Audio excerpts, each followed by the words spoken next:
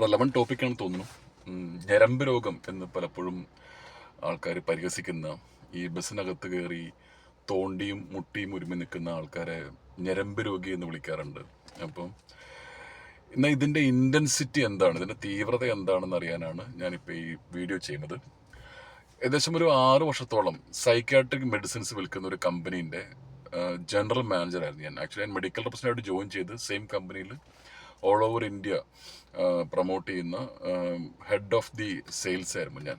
So I have a clear idea about the psychiatric medicine and some psychiatric disorders.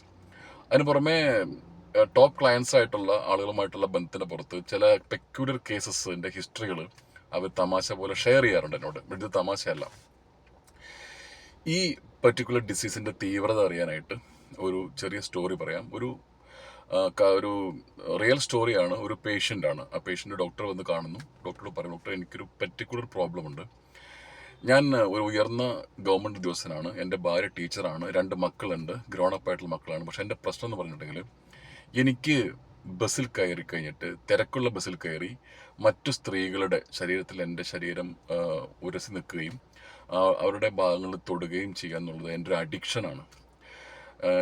ഞാനിപ്പം ഇത് വരാൻ കാരണം ഈ അഡിക്ഷൻ വളരെ തീവ്രമായ രീതിക്ക് പോയിക്കൊണ്ടിരിക്കുന്നു എന്നുള്ളതാണ്. കാരണം ഒരു ദിവസം ഞാൻ രാവിലെ നേരത്തെ വീട്ടിൽ നിന്ന് ഇറങ്ങും.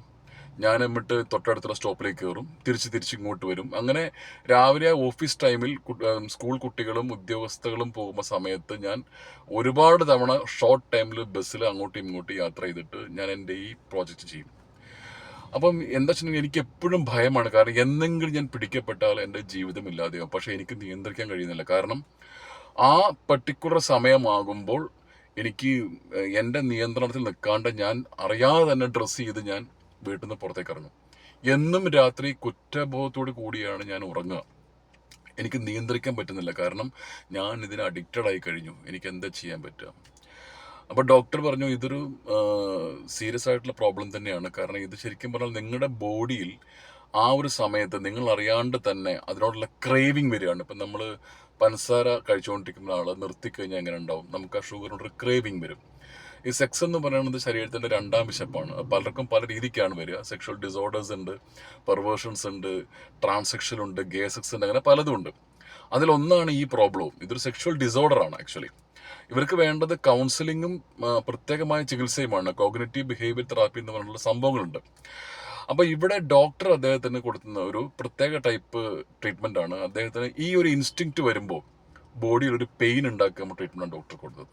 അപ്പം അതിനുശേഷം അയാൾ കുറേ കാലത്തിന് ഫോളോ അപ്പിന് ശേഷം ആ ഇൻറ്റൻസിറ്റി കുറഞ്ഞു വന്നതായിട്ട് റിപ്പോർട്ട് ചെയ്യുന്നുണ്ട്. സോ ഇത്തരം ആളുകൾ ഈ വീഡിയോ കാണുന്നുണ്ടെന്നുണ്ടെങ്കിൽ നിങ്ങൾക്ക് ഇതിനൊരു പ്രോപ്പറായിട്ടുള്ള ചികിത്സ ലഭ്യമാണ്.